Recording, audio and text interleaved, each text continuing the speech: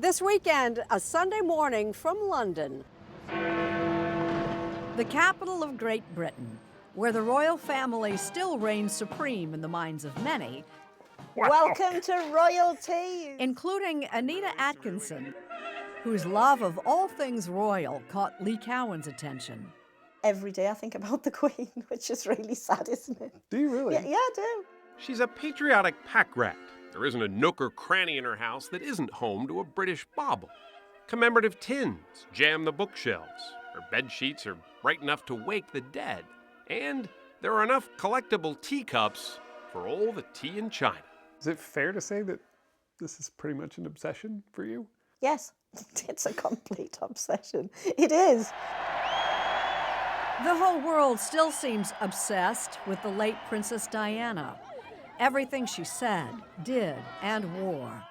Kensington Palace curator Larry Lynn will be showing us some of the gowns that elevated Diana to fashion royalty.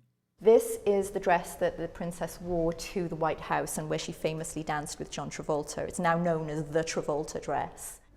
What's incredible is the skirt, because when you see her dancing in it and the skirt is really swirling up, it makes you realize what a great time they must have been having. You'll be using this Aston Martin. Who wouldn't have a great time behind the wheel of a British-made Aston Martin?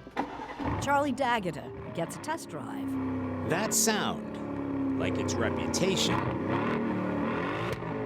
precedes the Aston Martin. Rob Smith fell in love at the tender age of 14 when he joined the Owners Club, despite not being an owner. I had no idea how I would ever afford an Aston Martin, but I knew I was going to get there eventually. He did get there eventually.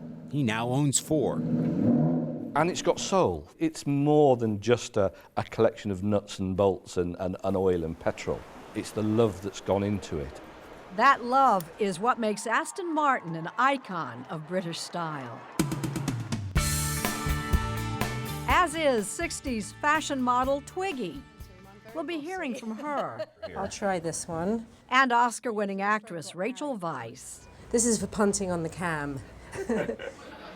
We'll also raise a pint or two at a London pub and sit in on afternoon tea. With a few surprises along the way, we have this historic city covered. A Sunday morning from London. Listen for the trumpet.